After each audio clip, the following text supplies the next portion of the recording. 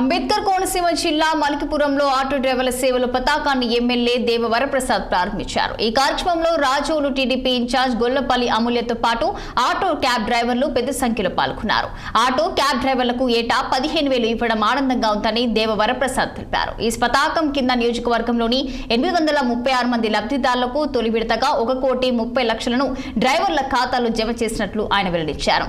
వెనుకబడిన వర్గాలకు చెందిన వారిని ఆదుకునే మంచి కార్యక్రమాన్ని ప్రభుత్వం తెచ్చింది ంటూ ఎమ్మెల్యే దేవ వరప్రసాద్ వ్యాఖ్యానించారు। మరోవైపు ఆటో కార్మికులను ఆదుకున్నందుకు చంద్రబాబు పవన్ కళ్యాణ్ కు ధన్యవాదాలు తెలియజేస్తున్నామని టీడీపీ నాయకురాలు గొల్లపల్లి అమూల్య పేర్కొన్నారు।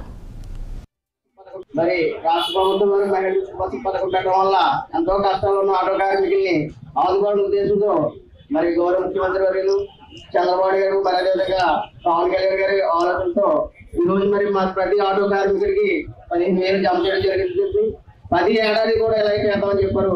అందుకే మా ఆటో అందరికీ కూటమి ప్రభుత్వం వారికి ప్రత్యేక ధన్యవాదాలు తెలియజేసుకుంటూ మాకు ఎటువంటి సమస్యలు ఉన్నా ఈ కూటమి ప్రభుత్వం వరకు అండగా ఉండాలని మరొకసారి దేవస్థానం ద్వారా కూటమి ప్రభుత్వం తెలియజేయాలని చెప్పేసి నమస్కారం తెలియజేసుకుంటూ సెలవు।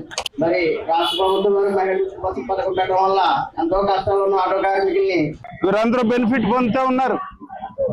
సూపర్ 6 లో భాగంగా అన్ని కార్యక్రమాలు కూడా ఈరోజు అమలు పరుచుకున్న పరిస్థితి। ఈరోజు అన్ని సంక్షేమ పథకాలు కూడా అమలు పరుచుకున్నాం। ఇప్పుడు అటు రైతులకి, ఇటు మహిళలకి, అలాగే తల్లులకి, ఇలాగా ప్రతి ఒక్కరికి కూడా ఏదైతే ఎలక్షన్లో ఈ క్యాంపెయిన్ లో చెప్పారో అవన్నీ కూడా ఏదైతే హామీలు ఇచ్చారో హామీలన్నీ కూడా ప్రభుత్వం ఒక్కటొక్కటిగా నెరవేర్చుకుంటా పోతా ఉంది।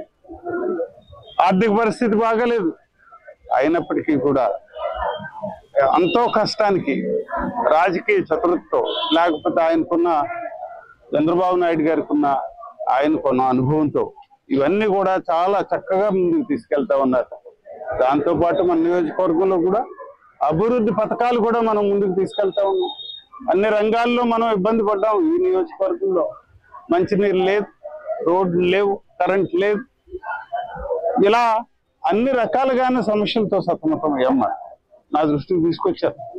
ఎలక్షన్లోనే చెప్పాను నేను, తప్పనిసరిగా మీరు నెగ్గించుకున్నట్టయితే మీకందరికీ కూడా ఈ సమస్యల పరిష్కారానికి నేను వెతుకుతాను, పరిష్కరిస్తానని చెప్పి నేను చెప్పడం చేస్తాను। ఆటో సేవలో కార్యక్రమం ఈ రోజు మనం జరుపుకోవడం చాలా సంతోషంగా ఉంది।